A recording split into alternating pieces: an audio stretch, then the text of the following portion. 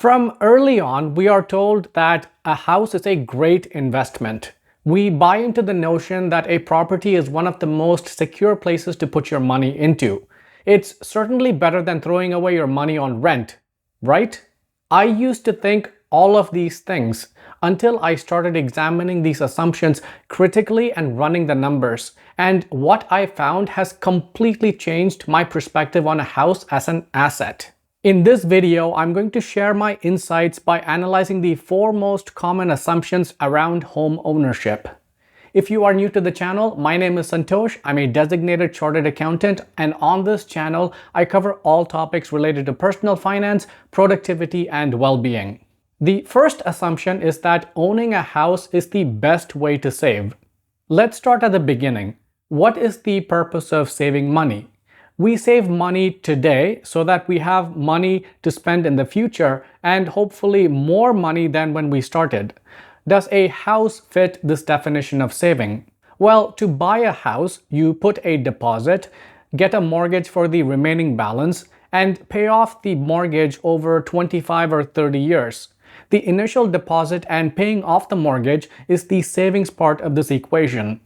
At the end of 25 years, your house is paid off, but where is the money for you to spend?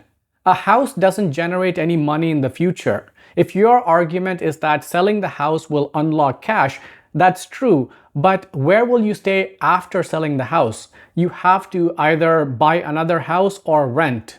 If you buy another house, it needs to be less expensive than the proceeds from the sale.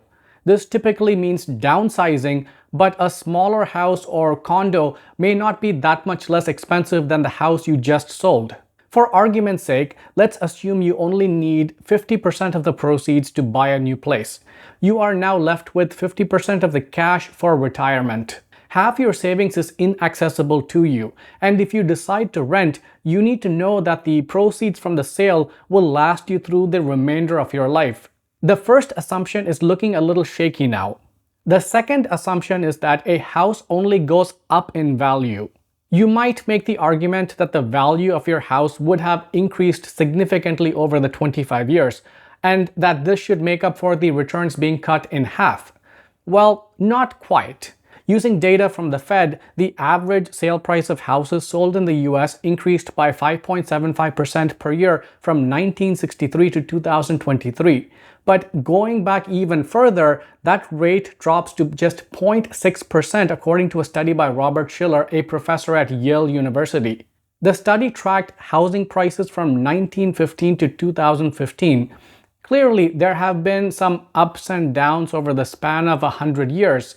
Therefore, it's safe to say that we should not expect housing prices to increase at current rates. An increase of 2% to 4% per year is a more realistic estimate. An example should illustrate the first and second assumption better.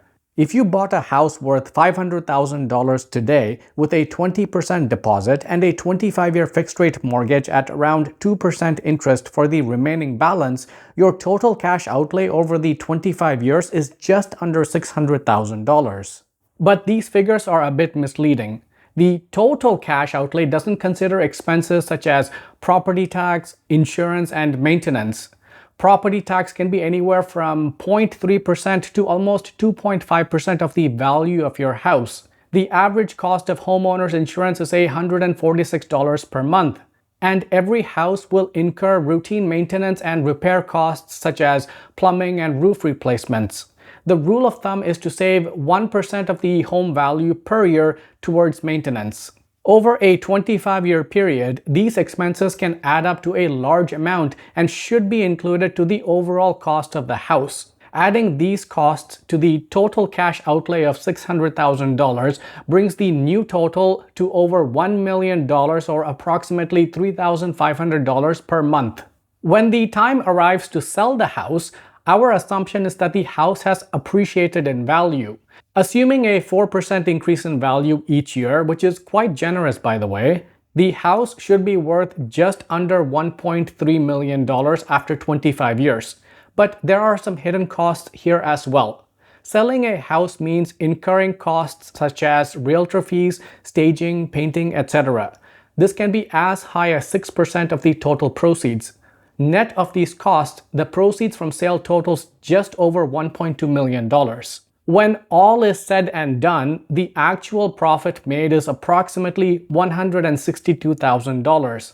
And in reality, only half of the $1.2 million that you receive cash in hand is actually accessible to you because you're probably going to buy another house or condo.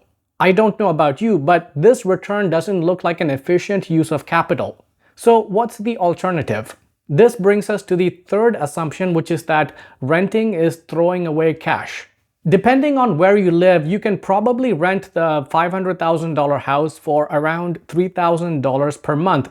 That's $500 less per month compared to buying. If you invested that $500 every month into a S&P 500 index fund, it would be worth approximately $957,000 after 25 years. Unlike owning a house, ETFs, stocks, and bonds don't have interest, insurance, and maintenance fees.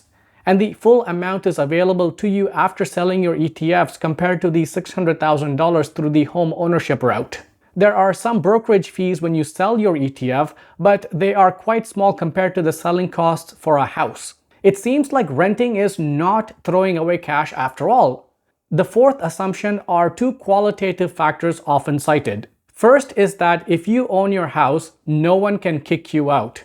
But the kicker is that on average, homeowners move every 7 years, and the shorter the duration of home ownership, the less advantageous it is to own compared to renting. You can reduce this burden by buying a house that meets your needs and no more. For example, I live in a small house even though I can afford to buy something bigger. This keeps my insurance and maintenance costs lower. It also translates into a smaller mortgage, which you should pay off early. I made a separate video on how to do this. Link is up here. The second factor often cited is that rent will increase and become more unaffordable over time. It's true that rents have increased sharply over the past few years, but even as rents continue to climb, it is still cheaper to rent in 45 of the 50 largest cities in the US at the moment. On average, renting costs $800 less per month compared to buying, and this trend follows in other places like Canada and the UK. Increasing rent also disproportionately impacts people who move frequently. I know many people who have rented the same house or apartment for 7 years or more. They got in when the rent was lower and now take advantage of rent control, which places an upper limit on how much the landlord can increase the rent by each year. Does this mean that renting is better than buying? Well, the answer is, it depends. As you can see, there are many complex factors that go into this calculation. My particular inputs to this calculation indicate that renting is better, but you need to run the numbers with the specifics of your local economy and regulations, and you might arrive at a different conclusion. From a qualitative perspective, a house you own lets you put down roots, start a family, entertain friends, and make memories, but it also ties you down to a location. I know many people who have given up on lucrative career opportunities because they were tied to their house. Renting has its advantages too. You have none of the responsibilities of ownership. The landlord is responsible for all sorts of fees like property tax, insurance, maintenance, and anything else that comes up. You may even have rent protection. And when your contract is over, you can just get up and leave. The downside is that you may not have the same sense of security that home ownership seems to provide. Before I made this video, I thought a house was an asset. I really wanted to say that buying a house is the correct path for nearly everyone. But after this analysis, it's just not that black and white. If you already have a house, don't worry. It's not a mistake. You just need to reframe it. Think of your house as a purchase and not an investment. Don't expect monetary returns from your house. Rather, assess it on the merits of its intangibles. So what are your thoughts on this topic? I'm curious to know what conclusion you arrived at after doing this assessment. Your input is valuable and might help someone decide between renting or buying a house. As always, if you found this video useful, please give it a like and subscribe to the channel. It's absolutely free and helps the channel out immensely. I'll see you in the next video.